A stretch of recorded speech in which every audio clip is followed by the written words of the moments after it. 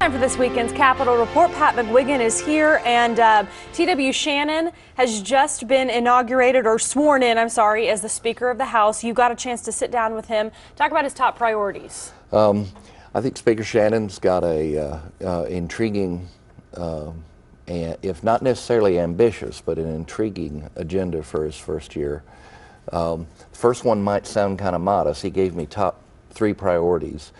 And the first one is management of state assets. Now that may not sound all that sexy, but one of the things that he's found out, and that we've all found out, is that it's hard to get a handle on exactly what the state government of Oklahoma owns and controls and has control over.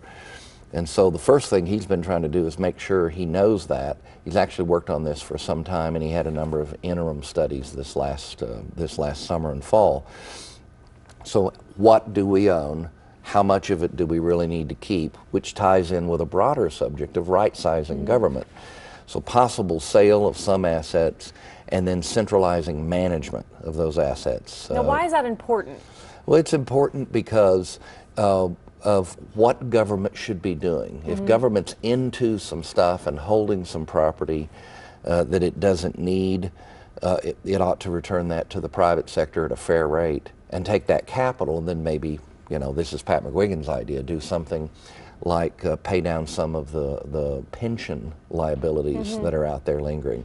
So that's why it's important. That's his first one. His second is, he said there will be a proposal for a personal income tax cut of some kind. I suspect it's going to be pretty modest.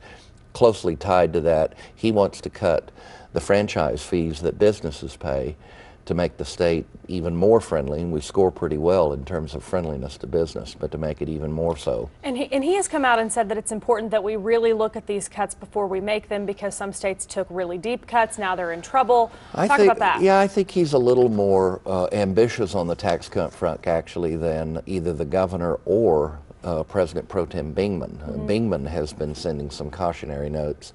I think Shannon wants to get those tax rates down, but just an incremental cut, not, you know, dramatic like was talked about last year. His third major priority is workers' comp reform, shifting to an administrative system away from the state's litigation-oriented system. Okay, so out of those 3 priorities, which is going to be the toughest to really make a change and really see a dent made? It might surprise some people, I think, but it probably shouldn't, given the history, the power of lawyers and attorneys in the state legislative process. I think that the change in workers' comp may be tougher than a lot of us have suspected, despite the increase in Republican ranks. And the reason is the new law is only a few months old. We're as some people have said, we've passed reformed, and as Shannon points out, the rates aren't any lower. However, a strong argument's going to be made by the cautious crowd to let the reforms just enacted last year have more time to take effect. About 90% of the current cases in the system are actually still being adjudicated under the old law because of when they started. It's only about 10% of the current cases are even being looked at under the new law. Now, I've always advocated an administrative reform system personally, but I think some of the cautionary notes being raised are rational, so I think that's going to be a tough nut. Okay, and the last question, Governor Mary Fallin will be giving her State of the State address on Monday. What are some highlights you think that you'll see? You don't have any inside scoop, but what do you think she'll be talking about? I didn't grab her in the hall and get, you know, a special insight into the content. I think you'll see a pretty cautious speech, cautious conservatism on her part. There'll be a proposal for a modest tax cut of some kind. We may get a specific figure. She may just keep it general.